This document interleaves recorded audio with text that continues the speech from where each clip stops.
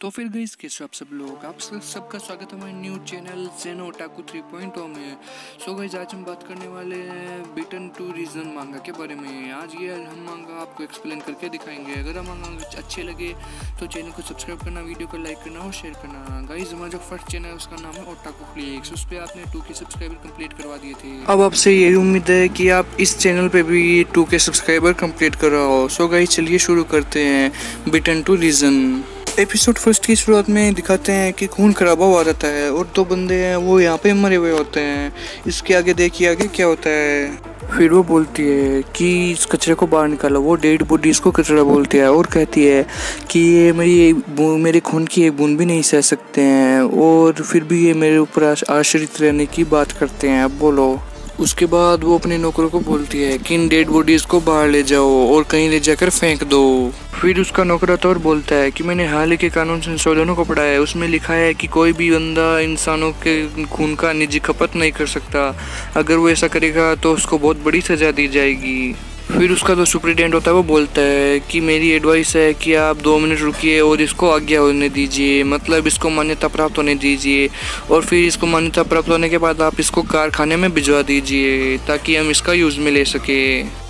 मतलब गाइस ये जो बंदा है, मतलब ये जो दुनिया है ये पूरी शैतानी दुनिया है और इसमें इंसानों को मारा जा रहा है। ये इंसानी दुनिया से हट के है। इसमें आगे देखिए क्या होता है। फिर ये जो शैतान होती है ये बोलती है कि चलो कोई बात नहीं, ठीक है तुम ऐसा कर सकते हो, जाओ।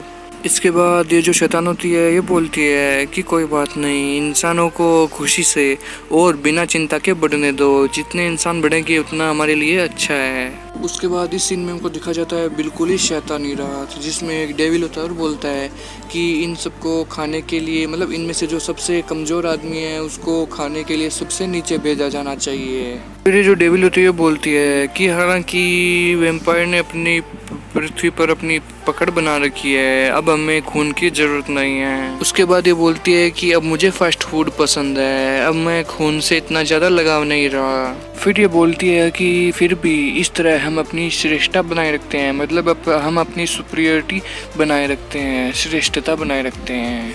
उसके बाद हमें एक सिटी की तस्वीर दिखाई जाती है जिसमें ये जो डेविल होती है ये बोलती है कि ये हमारा अगला निशाना होगी, मतलब ये जो सिटी है ये गंतव्य का महानगर है, इसलिए ये हमारा अगला निशाना होगी। उसके बाद हमें मॉर्निंग अप का सीन दिखाया जाता है जिसमें एक बंदे का नाम होता है जी और उसका डेड उसे उठा रहा होता है और बोलता है जी उठो उठो। और उसका डेड होता है वो होता है बार्बर होता है और उसके सैलून की दुकान होती है जिसका नाम होता है किंग्स बार्बर। और उसका डेड उसको बोलता है कि आज तुम्हें बहुत बड़ा बिजनेस करना है इसलिए जल्दी उठ जाओ। फिर हमें वो सीन दिखाया जाता है जिसमें उसका डेड उसको उठा जाता है और बोलता है हे उठो, तुम कब से सो रहे हो, तुम्हारी नींद अभी तक पूरी नहीं हुई क्या। उसके बाद जो नहीं उठता है तो उसको बहुत गंदा गुस्सा हो जाता है और उसको बहुत हिलाने लग जाता है और बोलता है कि अगर तुम नहीं उठे तो मैं तुझे जान से मार दूंगा, जल्दी उठ जा। और उसका डेड उसको उठाते हुए बोलता है कि तुम उठते क्यों नहीं हो, तुम्हारी कुछ काम, सोने के अलावा कुछ काम नहीं है। अगर तुम ऐसे ही सोते रहे और तुम्हारी स्कूल कुछ दिनों में शुरू होने वाली है, अगर तुम स्कूल नहीं गए तो मैं तुम्हें गंजा कर दूंगा, तुमको छोड़ूंगा नहीं मैं, जल्दी से उठ जाओ। उसके बाद वो जो लड़का होता है वो उठ जाता है और कुछ सोचता है, लेकिन उसका डेड जो है वो बोलता है वहाँ मत बैठो, नीचे आ जाओ और कस्टमर की सेवा करो वरना मैं तुम्हें छोड़ूंगा नहीं, आज बहुत टाइम हो गया तुमको देखते हुए। फिर जब वो उठा है तो उसको होश आता है और वो बोलता है अरे मैं सो कैसे रहा था अभी तक, मुझे तो कुछ याद भी नहीं है कि क्या हुआ था। और फिर वो अपने दिमाग पर जोर डालता है और पीछे की सोचने की कोशिश करता है और फिर वो सोचता है कि क्या ये मैं हूँ।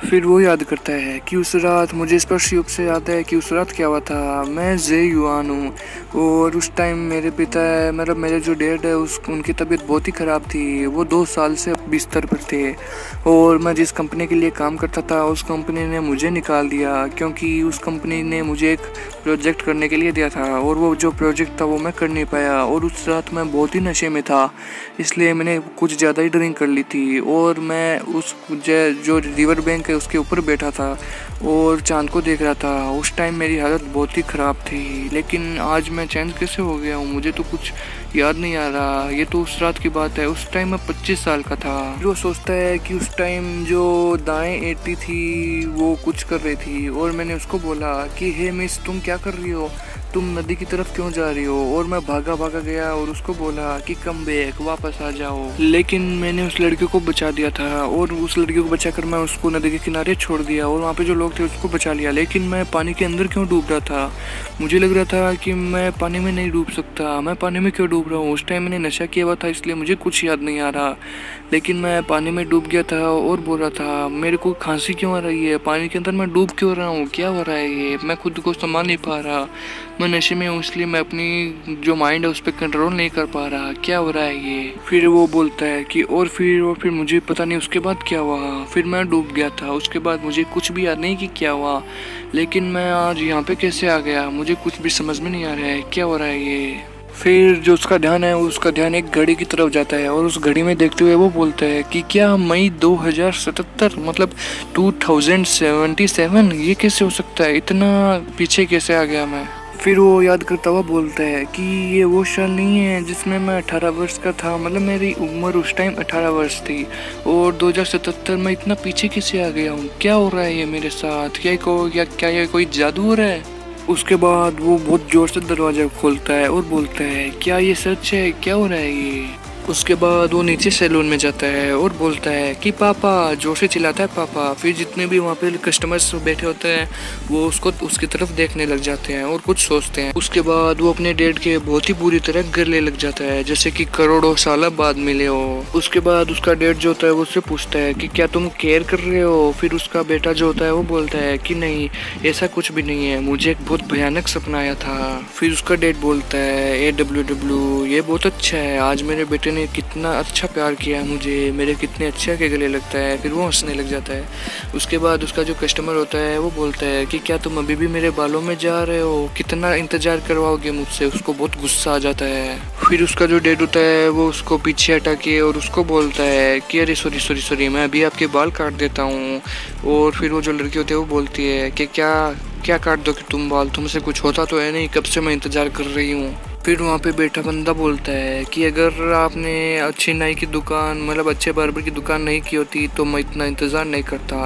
ये क्या घटिया दुकान में आ गया मैं, कितना इंतज़ार करवा रहे हो तुम लोग। उसके बाद वो उसके डैड को बोलता है कि अगर आप अभी भी मेरा दोपहर का जो शेड्यूल है उसको ख़राब करते हैं तो मैं आपकी दुकान जो है मतलब आपका बार्बर शॉप है उसको ख़त्म कर दूंगा, छोड़ूंगा नहीं मैं। फिर जो उसका बेटा होता है उसको गुस्सा आ जाता है और बोलता है कि कितना घमंड करता है, हे यू। फिर उसका जो डैड होता है वो बोलता है अरे रुको, वो बहुत अच्छे हैं। फिर वो बोलता है सॉरी मास्टर जियांग, मैं अभी आपके बाल काट देता हूँ, वो भी अच्छे तरीके से।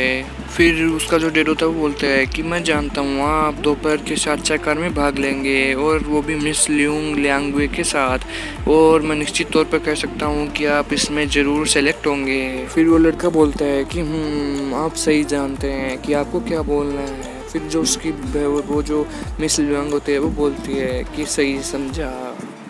सो गाइस ये दोनों ही डेविल होते हैं और ये यहाँ पे सैलून में आए हुए होते हैं। फिर वो बाहर जाता है और बोलता है कि प्योर ब्लड नोबल्स, कि ये क्या दुनिया है, मेरे कुछ समझ में नहीं आ रहा है। ऐसा लग रहा है कि कोई शैतानी दुनिया है और यहाँ पे खून खराबा कैसे हो रखा है, मुझे गाइस कुछ भी समझ में नहीं आ रहा है। सो गाइस आज का फर्स्ट एपिसोड यहीं पे ख़त्म होता है। सेकंड एपिसोड देखने के लिए चैनल को सब्सक्राइब कीजिए, वीडियो को लाइक कीजिए और शेयर कीजिए। So guys thank you for watching.